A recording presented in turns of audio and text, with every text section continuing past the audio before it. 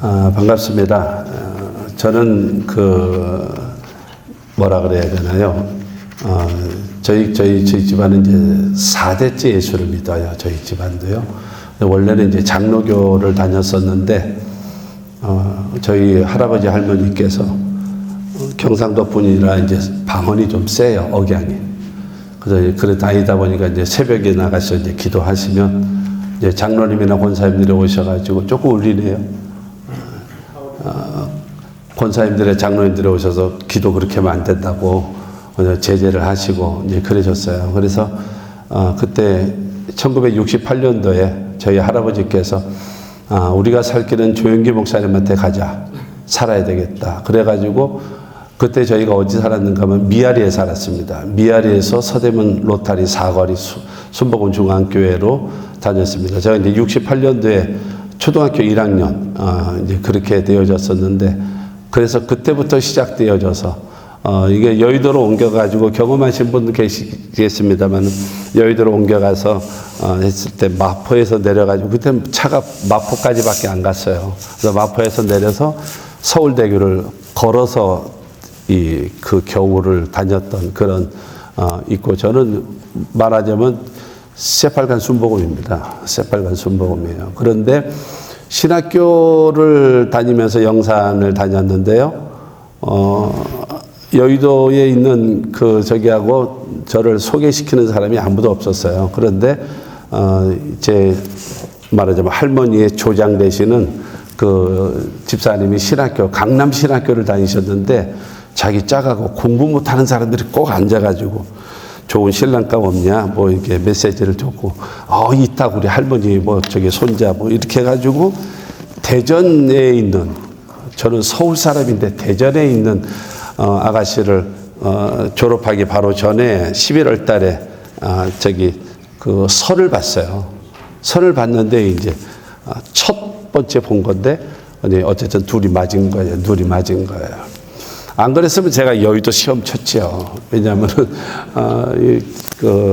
아버지가 아시겠습니다만 25회 엄기호 목사님, 그 다음에 유재필 목사님 이런 분들하고 같이 시작해서 교구장을 하셨고, 그렇기 때문에 그래서, 그런데 저는 묻지도 않고, 그때는 솔직히 저는 어디를 가려고 했는가 하면, 그때 당시는 대구 순복음교회가 굉장히 부흥됐습니다. 88년도 때에서 광주 순복음교회하고 대구 순복음교회가 굉장히 부흥됐어요. 그런데 동기도 미리 한 6명이 갔길래 나도 거기를 가려고 했더니 아버지께서 그러시더라고요. 너 미경이하고 결혼할 거냐? 그러시더라고요. 그래서 예, 할 거예요. 그랬더니 그러면 대전 김석산 목사한테 가라? 이러시더라고요. 그래서 그러면 더 좋지요 뭐. 그래가지고 저는 대전 순복음교회 가서 29에 제가 교구장을 했어요. 89년도 4월 1일부터 시작해가지고 교구장을 했습니다. 29에 아마 거의 그렇게 찾아보기 쉽지 않은 이게 교구장 생활을 저는 대전에서 3년 하고, 교회학교, 그러니까 교육전도사로서는 이제 평택에서 3년을 했고, 그 다음에 대전에서 3년 교구장 하다가 왜 제가 평택으로 다시 왔는가 하면은 조영기 목사님하고 조영문 목사님하고 나누어졌어요. 나누어져 가지고 그때 이제 차성윤 장로님께서 빨리 교회를 세워달라, 수원에다가. 이렇게 해가지고 그때 최성규 목사님이 총회장이시고 엄교 목사님이 총무님이셨어요. 그렇게 해서 이제 같이, 이제 저희 아버지께서는 부총무였어요. 그 당시에. 부총무였거든요. 그렇게 돼서 이제 사실은 이제 여의도에서 오려고 했었죠, 그때. 그때 이제 조영문 목사님이, 안양을 뛰어넘어서 수원으로 개척을 하면, 그러면 안양에서 서울에다가 개척을 할 거다. 그런 것이 들어왔죠. 이제 그렇게 돼서, 그래서 이제 박남윤 목사, 당신이 개척하시오. 이렇게 된 거예요. 그래서, 평택은 어떡하고 하냐 그랬더니 최성규 목사님께서 아들이 있지 않냐, 아들 데리고 와라. 그래서 제가 평택에 오고, 그 다음에 아버지가 수원으로 가시기로 이렇게 다 짜졌어요. 그래서 200평짜리 건물까지 세를 얻어가지고 다 준비를 했습니다.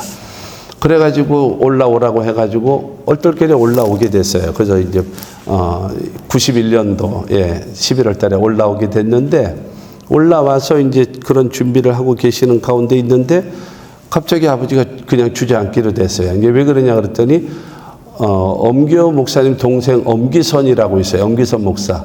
나하고 동기예요, 그 사람이. 근데 어디 있었는가 하면 대전중앙순복음교회 그 교회에 있었었는데, 근데 그 삼척에 있는 엄진영 목사님을 부르고 수원으로 오게 하고, 당신이 말하자면 형제간에 이게 화해가 되어지면 당신 미운 오리 새끼 된다. 그래서 당신은 빠져라. 이렇게 나오신 거예요. 그래서 엄진영 목사가 수원으로 오고, 그 다음에 삼척에 있던 그 교회를 엄기호 목사님이 당신 동생 엄기선이를 갖다 집어넣은 거예요. 근데 그 엄기선은 오래도 못 있고 또 이제 그만두고 형님이 하시는 양평기도원에 가서 그렇게 하고 이제 그랬습니다만은, 그런 가운데 제가 평택을 하기로 대전에서, 원래는 제가 김석삼 목사님이 여의도 갔다 오셔서 회의하시고 나서마다 늘 말씀하시는 게 전주였어요. 전주. 시계를 놔야 돼요. 외참부처럼 시계를 안 두면 늘 전주였어요. 왜냐하면은 어저께 목사님도 말씀하셨던 것처럼 전국의 큰 도시마다 전부 다 순복음의 대형 교회가 다 있었잖아요. 뭐 서울은 말할 것도 없고, 그 다음에 이 대전 청주에도 있었고, 그 다음에 대전도 있고, 대구 순복음교회, 부산도 그렇고, 특히 뭐 광주는 뭐 그러고, 그런데 전라북도가 없다. 그래서 제가 이제 그냥 비웃지는 마시고 제가 속으로 생각했습니다. 내가 여기서 7년간 있다가 내가 전주를 불바다 만들리라. 제가 그런 생각을 했었어요. 그래서 전주는 내 거다. 저는 전주하고 아무 연관이 없는 사람이에요. 전주는 내 거다. 이제 이걸 속으로 생각했는 거예요. 그러다가 이제 조영기 목사님하고 조영모 목사님하고 이제 그런 교단이 갈라지게 됐잖아요. 갈라지는 그런 사건 때문에 통합이라는 저는 이제 비여의도입니다만은 조영기 목사님처럼 위대하신 목사님은 저는 모르겠어요. 어떻게 들리셨는지 몰라도 저는 굉장히 조영기 목사님 천국 가셨을 때 제가 많이 울었습니다. 과연 그 영성이 계속 이어갈까? 굉장히 좀 마음속이 많이 아팠어요. 그거는 잘 안 될 것 같다라고 하는. 어쨌든 뭐 영재에 와서 그 소리 하면 좀 그렇습니다만은, 참 그랬어요. 굉장히 존경하고 사랑하고 굉장히, 그냥 어려서부터 제가 했으니까요. 제가 하나만 얘기해 볼게요. 제가, 중고등학교 다닐 때 있잖아요. 조영기 목사님 설교 9시 예배 드리러 와요. 그럼 9시 예배 드리고, 영락교회 갑니다. 그래서 그때 당시에 박조준 목사님 설교 끝내줬습니다. 그래서 박조준 목사님 설교 들어요. 그리고 거기서 우아하게 점심을 먹고, 명동에서 우아하게 점심을 먹고, 그 다음에 어딜 가는가 하면은, 태계로 오가에 있는 충영교회 김창인 목사님. 완전 세 분의 스타일이 다 달라요. 그래서 저는 주일날 조영기 목사님 설교 듣고, 그 다음에 박조준 목사님 그냥 까랑까랑하고 또박또박하는 그 박조준 목사님 설교. 그 다음에 여러분 아시죠? 김창인 목사님 말씀하실 때 사랑하시는 여러분 이러면서 설교하신단 말이에요. 그 세 분의 설교를 들으면 영혼의 만족을 얻고, 그 다음에 제가 집으로 갔던 사람이에요. 그래서 제가 교사도 안 했어요. 교사도 안 하고 이제 그렇게만 하고, 그렇게 되어졌다가 평택에 오게 됐죠. 그래서 이제 그냥 아버지가 주저앉으신 거죠. 부자지간에 있는 게 좀 그런 것 같아요. 그래서 저는 개척하겠습니다. 그래가지고 제가 93년도에 순복음 서울중앙교회를 제가 개척했습니다. 근데 아버지가 결사반대했어요. 어머니도 결사반대했습니다. 절대로 안 된다. 그러니까 그 교회에서 그때 안수입사님 33분이 있었는데, 23분. 근데 안 된다 그러는 거예요. 왜 안 되냐 그랬더니 아버지가 당뇨가 심해가지고 몸도 안 좋은데 있어라. 나는 아니다. 부자지간에 있는 거는 그건 은혜스럽지 못하다. 그러고 나서 갔어요.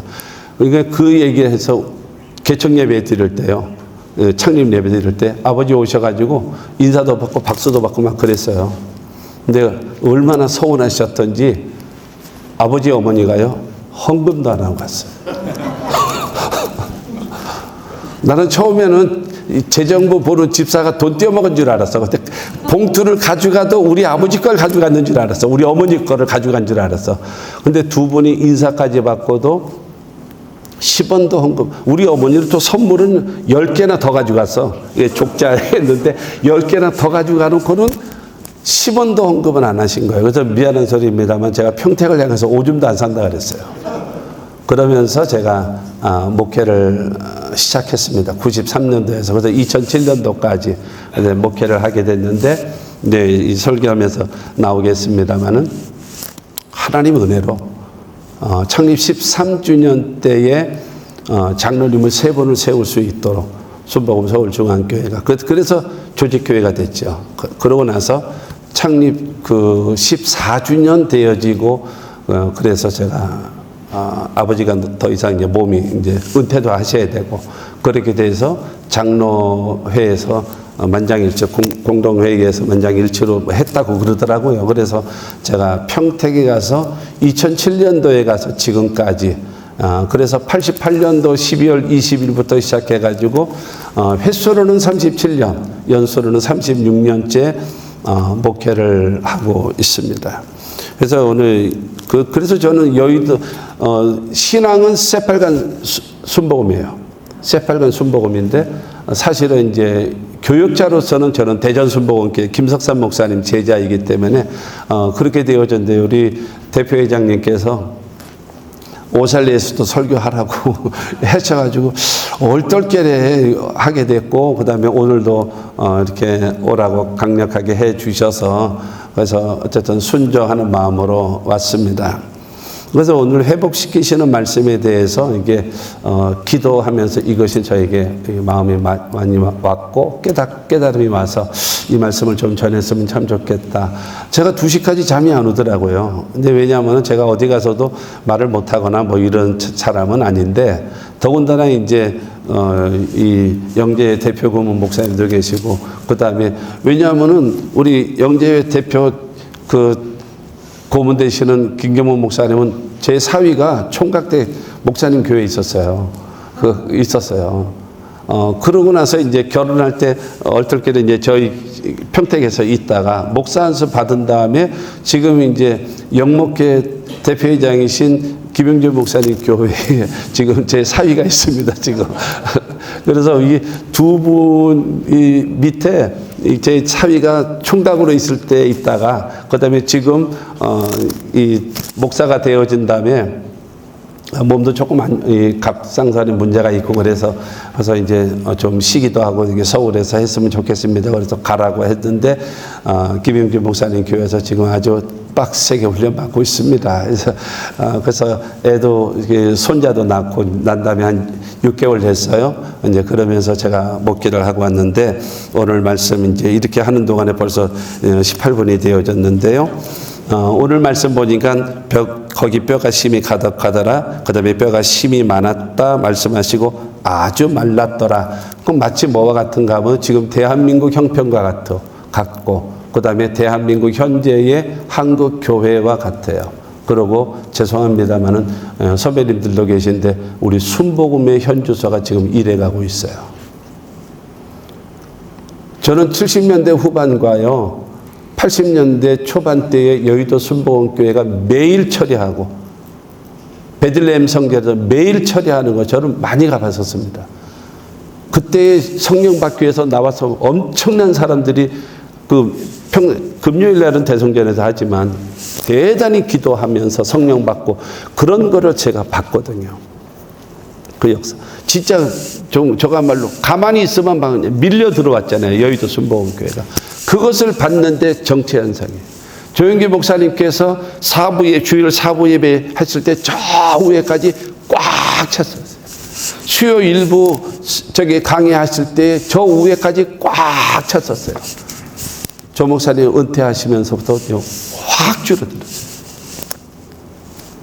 제가 그거를 평택에 있었기 때문에, 왜냐면 조영기 목사님 영상을 저희가 9시에 틀어드렸었거든요. 그래서 저희 2부 예배에 조영기 목사님 설교를 했었어요. 그렇게 해서 했기 때문에 그거를 아는 거죠. 여의도. 저는 여의도 저건 아니래도 그걸 보는 거예요. 우리 순복음이 지금 가장 필요한 것이 바로 무엇인가 하면 다시 성령운동이 일어나야 돼요. 성령운동. 그러면은 계속적으로 우리 대표회장 연춘부 목사님 말씀하시는 것은 조영기 목사님의 제자, 더군다나 이제 영목회, 좀 이제 말이 이상한가요? 약간 이제 윗그룹, 위에 선배님들 위주로 해가지고 영목회, 그 다음에 영재회를 중심으로 해가지고 다시 순복음의 불을 일으켜야 돼요. 그와 같은 역사가 나타나야 되지 않겠나라고 생각되어집니다. 그런데 11절 말씀을 보니까요, 또 내게 이르시되 인자야 이 뼈들은 이스라엘 온 족속이라. 그들이 이르기를 우리의 뼈들이 말랐고 우리의 소망이 없어졌으니 우리는 다 멸절되었다 하느니라. 이 뼈들, 마른 뼈들, 이 뼈가 가득하고 말랐고 심이 많은 이 뼈들이 이스라엘 온 족속이라는 거예요. 그게 바로 우리 교단의 모습이고 우리 교회의 모습이고 우리 개인의 모습이 아닌가라고 생각되어집니다. 그런데 10절에 그렇게 말하잖아요. 살아나서 일어나 서는데 극히 큰 군대더라. 근데 하나님이 이렇게 회복시키시기를 원하시는 하나님이시는 거죠. 근데 그 하나님이 누구에게 회복시키시는 역사를 베푸시는가? 첫째는 꿈이 있어야 돼요. 1절과 2절에 야훼께서 권능으로 내게 인지하시고 그의 영으로 나를 데리고 가서 골짜기 가운데 두셨는데 뼈가 거기 가득하더라. 나를 그 뼈 사방으로 지나가게 하시기로 본즉 그 골짜기 지면에 뼈가 심이 많고 아주 말랐더라. 심판의 장소 골짜기죠. 뼈가 심이 많았다. 아주 말랐더라. 그러니까 완전 절망. 뭐 뼈다구에 뭐 물기 있으면 뭐 하겠어요. 그러나 여러분 말랐고 흩어져 버렸어요. 그러기 때문에 뭐가 되면 100% 희망이 없는 거죠. 100% 희망이 없는 거죠. 그런 상황 속에 있는데 3절을 통해서 말합니다. 그가 내게 이르시되 인자야 이 뼈들이 능히 살 수 있겠느냐. 희망이 있느냐라는 거예요. 꿈이 있느냐라는 거예요. 비전이 있느냐라는 거예요. 목표를 가지고. 제가 후배 목사님하고 이제 만나러 오래전에 이제 본 적이 있었어요. 그래서 얘기를 하다가 후배 목사님 내 4대 목표가 뭐예요? 그랬더니 가만히 있어. 우리 교회가 목표가 뭐더라? 이러는 거예요. 그렇게 해서, 맞아. 이러면서 21세기 교육을 앞서가는 교회, 21세기 선교를 앞서가는 교회, 이런 얘기를 하더라고요. 그래서 내가 물었어요. 첫째로, 목사님네 집사님들이 대표 기도할 때 4대 목표에 대해서 얘기 안 하죠? 그랬더니, 안 해요. 그랬더니, 당연하지요. 그랬더니, 왜요? 그러더라고요. 네가 모르잖아. 그랬어요. 내가 그랬어요. 담임 그때가 5월 달입니다. 네가 모르잖아. 담임 목사인 네가 니네 교회 목표도 모르는데 성도가 어떻게 기도하겠냐. 여러분 그러면서 제가 그랬습니다. 성도 얼마나 모이냐 그랬더니 15명 온대. 그래서 내가 그랬습니다. 21세기 교육을 앞서가고 선교를 앞서가는 거, 그건 노원교회 같은 교회가, 왜 서울 부지방에 있었으니까, 노원교회가 그런 목표를 세우는 거야. 야, 15명 모이는 교회가 무슨 21세기 선교를, 그런 소리 하지 말고, 100명 목표해라. 그리고 10구역 목표를 세워라. 단순한 목표를 세워라.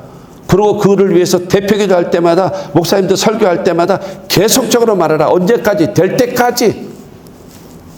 꿈이 있어야지. 이 꿈이 없이 막연하게 사람이 어떻게 사는 거나 습관대로 살아요. 익숙한 대로 살아요. 하는 대로 삽니다. 그런 거 안 되는 거예요. 저는 대전에서 김석삼 목사님 밑에 있을 때 어떤지 아십니까?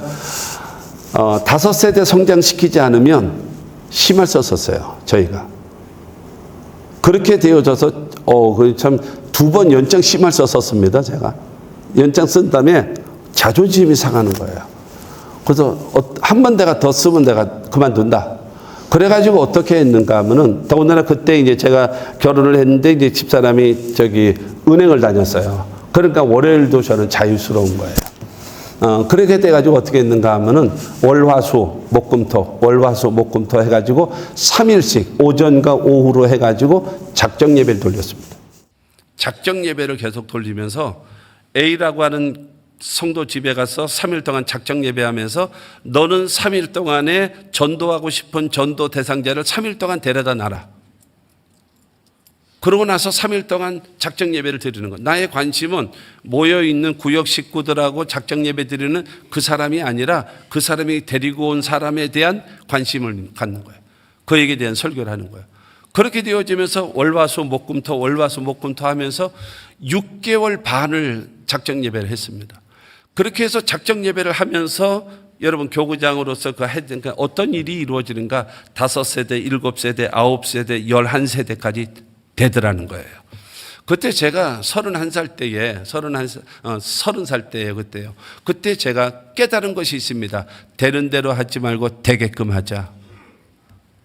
꿈이 있어야 돼요. 하나님께서 꿈이 있는 사람과 역사하신다라는 겁니다.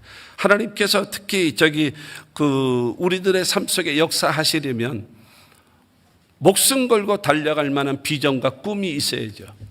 꿈이 없어요.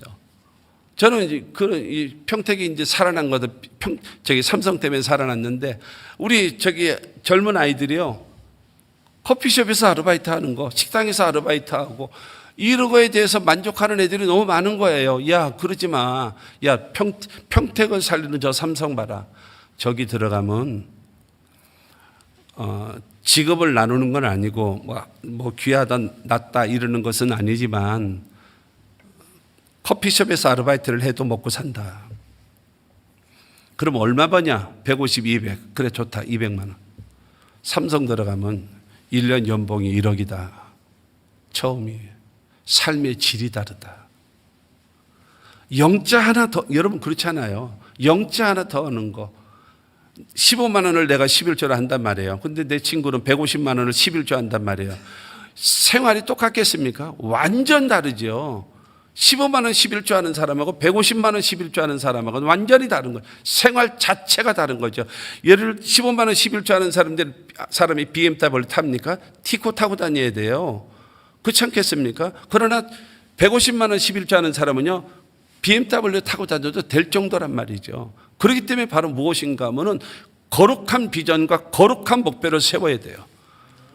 나는 그렇게 들었어요. 김석사 목사님한테도 그렇고 아버지한테도 그렇고 영목 계시니까요.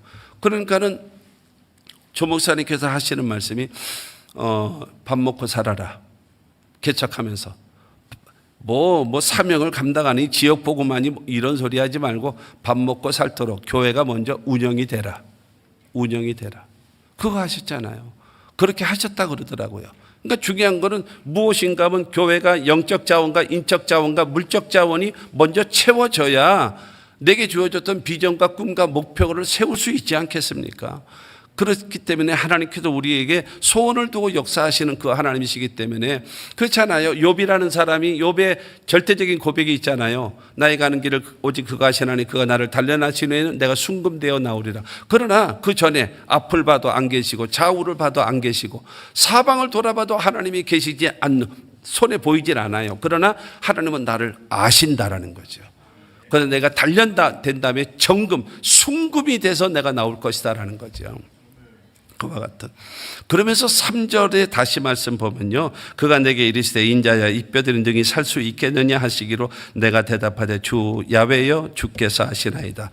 두 번째가 하나님의 능력을 기대하는 사람입니다. 이 뼈들이 능히 살겠느냐? 지금 깜빡 죽은 사람을 말하는 거 아니잖아요. 죽어서 여러분 짐승이 뜯어먹고 뼈들이 흩어진 거죠. 그러고 이 뼈들이 다 그러니까 살이 다 그냥 산화됐어요.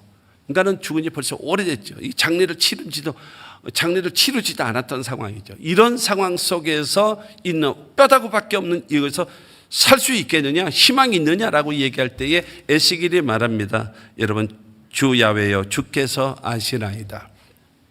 주 야훼여 주께서 아시나이다라고 하는 것은 야훼께서 원하시면 됩니다. 야훼께서 도와주시면 됩니다. 내 힘으로 안 되고 내 능력으로 안 되고. 제가 93년도 개척했다고 하지 않았습니까? 근데 뭐 오해하지는 마시고요.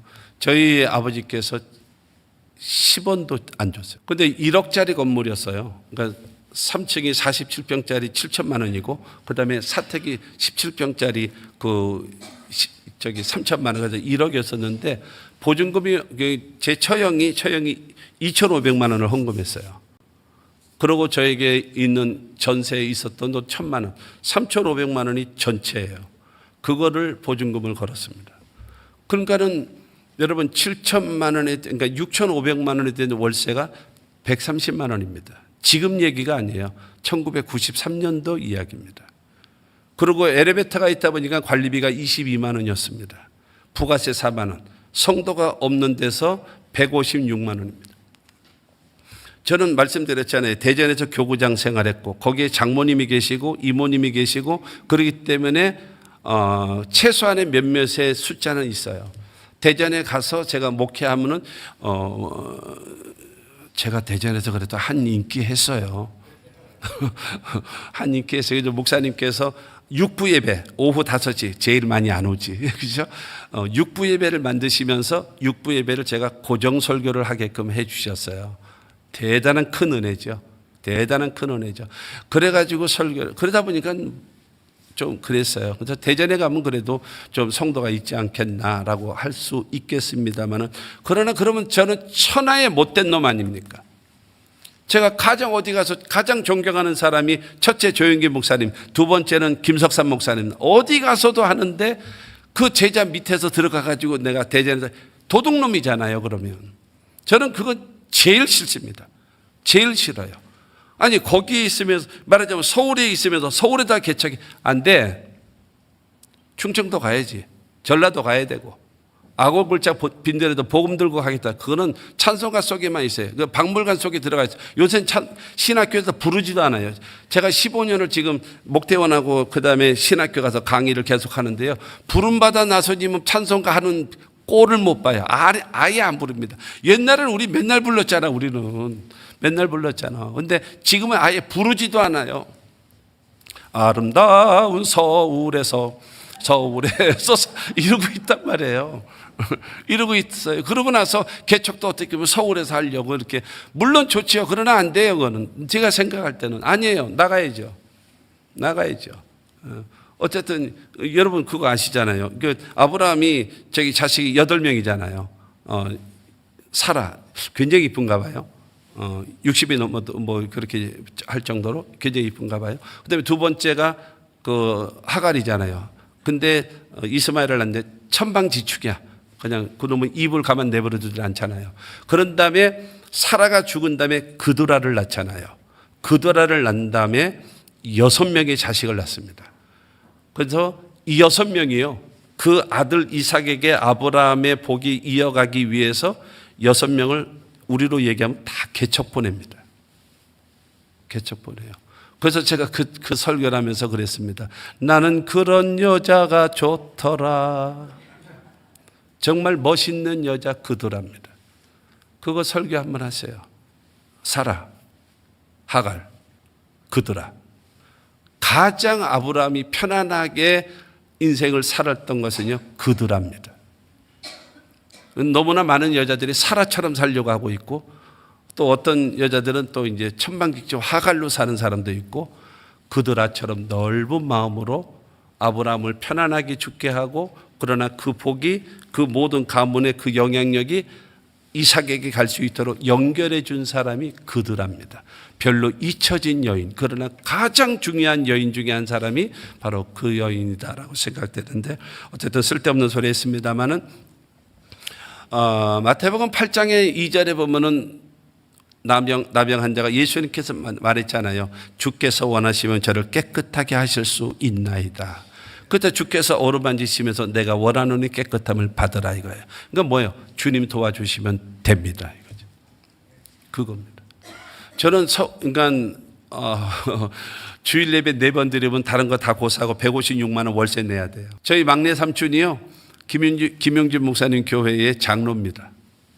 우리 아버지 7남매 중에서 4번 타자 박하성 장로님이 김용진 목사님 교회, 원래 도봉성전 저가 하면서부터 그때부터 계셨었기 때문에 옛날부터요. 거기 계십니다. 그러니까는 저희 교회하고 1km 떨어졌습니다. 그리고 저 미아 사동 쪽으로 넘어가게 되어지면 우리 큰 고모가 살고 있어요. 그리고 거기서 200m 올라가면은 우리 할머니가 살아 계셨어요. 근데 안 와. 우리 그 삼촌은 변함없는 도봉성전. 처음 시작하면서부터 그 도봉성전. 그리고 할머니하고 고모는 성북성전. 오지도 않아. 저는 바라볼 데가 없어요. 창립 예배 와서. 근데 예를 들어서 지방에서 선배 목사님들이 인사하면 어떻게 하는지 악수하면서 뭐라 그러지 아십니까? 아버지 많이 도와주지? 이러는 거예요. 속도 모르고. 근데 그렇다고 해서 우리 아버지 헌금도 안 했어요. 이럴 수는 없잖아요. 우리 그래도 내 체면도 있고, 그리고 우리 가문에 그래도 체면이 있는데 4대째 있는. 그래서 예 이랬어요. 근데 진짜 도와줄 자가 없는 거예요. 근데 우리 연세 드신 다음에 주의 일을 부름받아서 일하시는 분도 많이 계시잖아요. 그래서 저는 군대 갔다 와서 신학을 시작했거든요. 그러니까 저는 까마귀가 없어. 떡하고 고기를 물을 갖다 줄 까마귀가 없는 거야. 그러니까 뭐밖에 없는가 하면 나는 하나님밖에 없어요.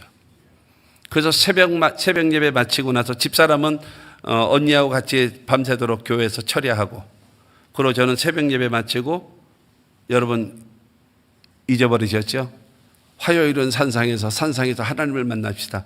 삼각산 능력봉 올라가는 거예요. 새벽마다 15년을 올라다녔습니다. 비가 오나 눈이 오나 주일 빼놓고는 언제나 올라갔습니다. 그리고 딱 고백은 그겁니다. 하나님 도와주지 아니하시면 우리 교회 망합니다. 하나님 도와주지 아니하시면 우리 교회 망합니다. 제일 좋아했던 찬송이 뭐냐면요, 옛날 찬송 415장. 주밖에 나의 마음 네 알아주리요. 주 없이 살 수 없네. 통성 기도할 때마다 전부의 의지 없어서 손 들고 합니다. 주 나를 박대하시면 나 어디로 가오리까. 오직 하나님만 의지하는. 나는 이 선배 목사님들 이렇게 계시고 그러지만, 그러나 이제 저보다 후배 되시는 분들도 좀 많이 계시지 않습니까? 솔직히 되어지는데, 여러분들이 일단은 하나님이 보실 때에 우리가 이 관계 속에 있잖아요. 첫째가 뭐냐면 하나님 앞에예요. 두 번째가 뭐냐면요, 사람들 앞입니다. 성도들 앞에. 세 번째는 가족과 내 자신 앞입니다. 하나님 앞에 부끄러움 없어야 되고, 두 번째로 사람들 앞에, 성도들 앞에 인정받아야 돼요. 우리 교회 그래서 표어가 뭐냐면요, 로마서 그 14장 17절에 하나님의 나라를 먹고 마시는 것이 아니오 성령 안에서 의와 평강과 희락이라. 그래서 18절에 이로써 그리스도를 섬기는 자는 하나님을 기쁘시게 하고 사람에게도 칭찬을 받느니라. 하나님을 또 기쁘시게 해야 되지만 사람에게도 칭찬을 받아야 된다. 이것이 우리 교회 표어거든요.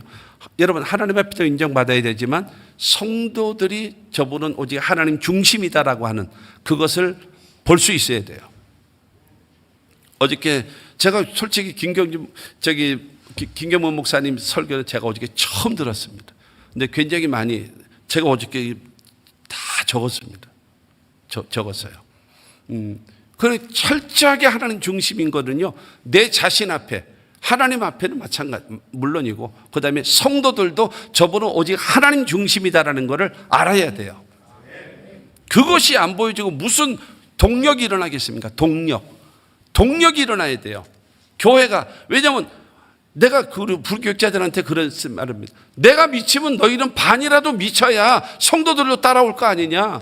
내가 미쳤는데 이들이 쌩뚱거리고 있으면 되겠냐. 미쳐라. 복음에. 예수에게 미치고 그 모습을 하나님이 보셔야 되고, 내 자신과 가족이 봐야 되고, 그 다음에 누가요? 성도들이 봐야죠. 나는 그렇다고 생각해요. 그래서 이 뼈들이 능히 살 수 있겠느냐? 주여, 주님이 도와주시면 됩니다. 여러분, 이겁니다. 제가 이제 설교하면서 가끔가다 그런 말을 해요. 제가 하는 말을 듣고 은혜가 되면 큰 소리로 아멘 하시라고 그래요. 그러면서 뭐라 그러는가 하면 하나님이 도와주시면 됩니다. 그러면 뭐 아멘을 외친단 말이에요. 근데 그 외치기만 하는 게, 근데 여러분 그거 생각해 보시고 활용하시면 좋겠어요. 여러분 자주 쓰는 말이겠지만은, 여러분 성경적 지식은요, 지식이지 그 지식은 믿음이 아닙니다.